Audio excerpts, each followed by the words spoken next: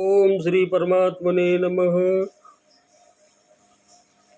यथार्थ गीता अध्याय 14 का अंतिम श्लोक और अध्याय का निष्कर्ष। श्लोक 27।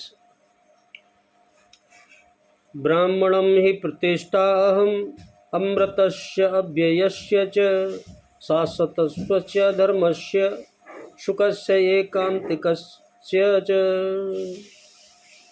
भगवान बोले, अर्जुन, क्योंकि उस अविनाशी परम ब्रह्म और अमृत का तथा नित्य धर्म का और अखंड एकरस आनंद का आश्रय मैं हूँ। आश्रय मैं हूँ, भगवान ने कहा। यानी हे अर्जुन, उस अविनाशी ब्रह्म का जिसके साथ वह कल्प करता है, यानी उसमें मिल जाता है, जिसमें वह गुणातीत, गुणों से अतीत होकर एक ही भाव से प्रवेश करता है, वह अमृत का, वह अमृत है, वही अमृत है जो अमर होता है, शाश्वत धर्म का और उस अखंड एकरस आनंद का। और जो उस समय एक रस आनंद होता है उसका मैं ही आश्रय हूँ। अर्थात परमात्म स्थित सद्गुरु ही इन सब का आश्रय है। जो परमात्मा में स्थित सद्गुरु है वो ही सबके आश्रय है। श्री कृष्ण एक योगेश्वर थे। अब यदि आपको अव्यक्त अविनाशी ब्रह्म, शाश्वत धर्म, अखंड एकरस आनंद की आवश्यकता है तो किसी तत्व स्थित, अव्यक्त स्थित महापुरुष की शरण लें। उनके द्वारा ही यह संभव हो सकता है। किसी महापुरुष की सेवा में जाने से ही आपका कल्याण हो सकता है।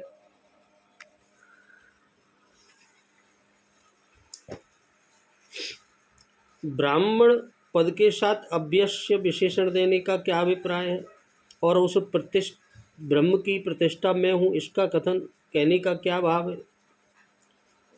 ब्राह्मण पद के साथ अव्यस्त विशेषण देकर यह भाव दिखलाया गया है कि यह ब्रह्म पद प्रकृति का वाचक नहीं है, किंतु निर्गुण निराकार परमात्मा का वाचक है और उसकी प्रतिष्ठा में हूँ। इस कथन का यहाँ यह अभिप्राय है कि वह ब्रह्म मुझ सगुण परमेश्वर से भिन्न नहीं है, अलग नहीं है, और मैं उससे भिन्न नहीं हूँ। वास्तव में और ब्रह्म दो वस्तु नहीं है, एक ही है, एक ही तत्व है।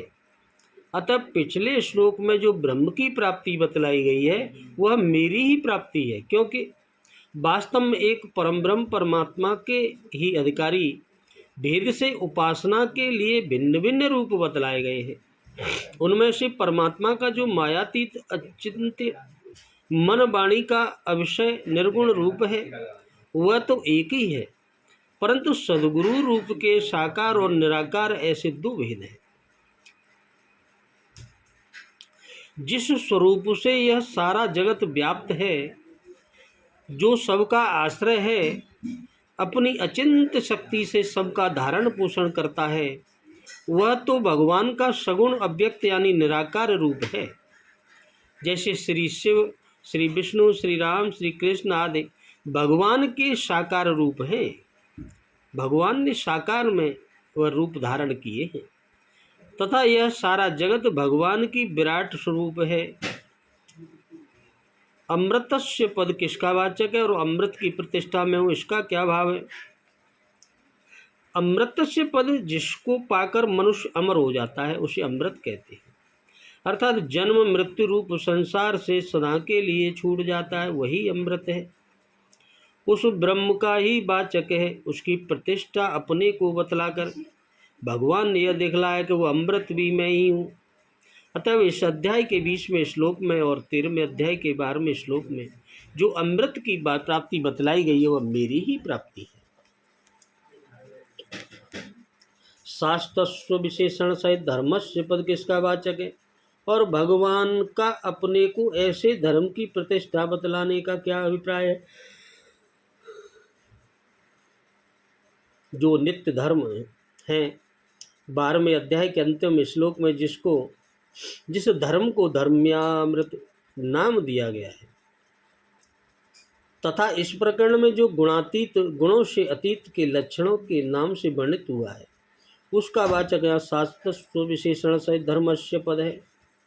ऐसे धर्म की प्रतिष्ठा अपने को बतलाकर भगवान ने यह भाव दिखलाया है वह मेरी प्राप्ति में हेतु होने के कारण मेरा ही स्वरूप है, क्योंकि इस धर्म का आचरण करने वाला किसी अन्य फल को न पाकर मुझको ही प्राप्त होगा। भगवान बोले एकांतस्य विशेषण के सहित सुखस्य पद किसका वाचक है? उसकी प्रतिष्ठा अपने को बतलाने का क्या अभिप्राय है?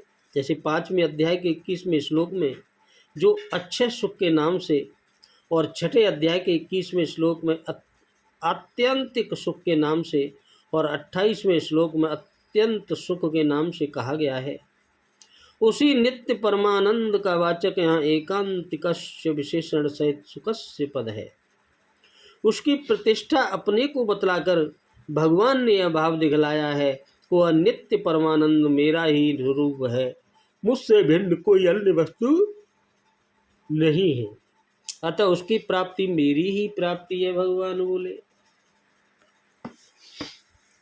अब इस अध्याय का जो निष्कर्ष है उसको ध्यान से सुनेंगे।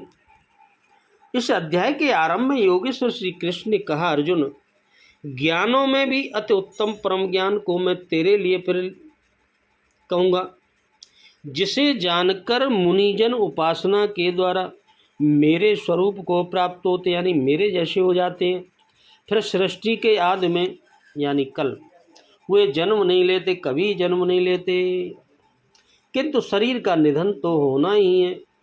उस समय वे व्यथित नहीं होते, वे वास्तव में शरीर को उसी दिन त्याग देते हैं जिस दिन स्वरूप को प्राप्त होते हैं। प्राप्ति जीते जी होती है, मरने के बाद नहीं, किंतु शरीर का अंत होते समय भी वे व्यथित नहीं होते। प्रकृति से ही उत्पन्न हुए रज सत्व और तम तीनों गुणों ही इस जीवात्मा को शरीर में बांधते हैं। 2 गुणों को दबाकर तीसरा गुण बढ़ाया जा सकता है। गुण परिवर्तनशील है, परिवर्तन होता रहता है। प्रकृति जो अनादि है नष्ट नहीं होती, बल्कि गुणों का प्रभाव टाला जा सकता है। गुण मन पर प्रभाव डालते हैं। जब सत्व गुण की वृद्धि रहती है तो ईश्वरीय प्रकाश और बोध शक्ति रहती है। रजोगुण रागात्मक है, उस समय कर्म का लोभ रहता है, आसक्ति रहती है और अंतःकरण में तमोगुण कार्य रूप लेने पर आलस्य प्रमाद घेर लेता है। ऐसी सत्व की गुण की वृद्धि में मृत्यु को प्राप्त पुरुष ऊपर के निर्मल लोकों में जन्म लेता है। रजोगुण की वृद्धि को प्राप्त हुआ मनुष्य मानव योनियों में लौटकर आता है और तमोगुण की वृद्धि में मनुष्य शरीर त्याग कर अधम यानी पशु कीट पतंग आदि योनियों को प्राप्त होता है। इसीलिए मनुष्य को क्रमशः उन्नत गुण सात्विक की ओर ही बढ़ना चाहिए। वस्तुतः तीनों गुण किसी न किसी योनि के ही कारण है। गुण ही आत्मा को शरीर में बांधते हैं, इसलिए गुणों से अतीत होना चाहिए, गुणों से ऊपर उठने का प्रयास करना चाहिए। वो जिससे मुक्त होते हैं उसका स्वरूप बताते हुए योगेश्वर ने कहा, अष्टधा मूल प्रकृति गर्भ को धारण करने वाली माता है और मैं ही बीज रूप पिता हूँ। अन्य न कोई माता है न पिता है। जब तक यह क्रम रहेगा तब तक चराचर जगत में निमित्त रूप से कोई न कोई माता पिता बनते रहेंगे, किंतु वस्तुतः प्रकृति ही माता है, मैं ही पिता हूँ। भगवान ने कहा। अर्जुन के 3 प्रश्न किए। गुणातीत पुरुष के क्या लक्षण है, क्या आचरण है और किस उपाय से मनुष्य इन तीनों गुणों से अतीत होता है। इस पर योगेश्वर श्री कृष्ण ने गुणातीत पुरुष के लक्षण और आचरण बताए और अंत में गुणातीत होने का उपाय बताया कि जो पुरुष अव्यभिचारिणी भक्ति और योग के द्वारा निरंतर मुझे भजता है वह तीनों गुणों से अतीत हो जाता है। अन्य किसी का चिंतन न करते हुए निरंतर इष्ट का चिंतन करना अव्यभिचारिणी भक्ति है। जो संसार के संयोग वियोग से सर्वथा रहित है। उसी का नाम योग है। उसको कार्य रूप देने की प्रणाली का नाम कर्म है। यज्ञ जिससे संपन्न होता है वह हरकत कर्म है।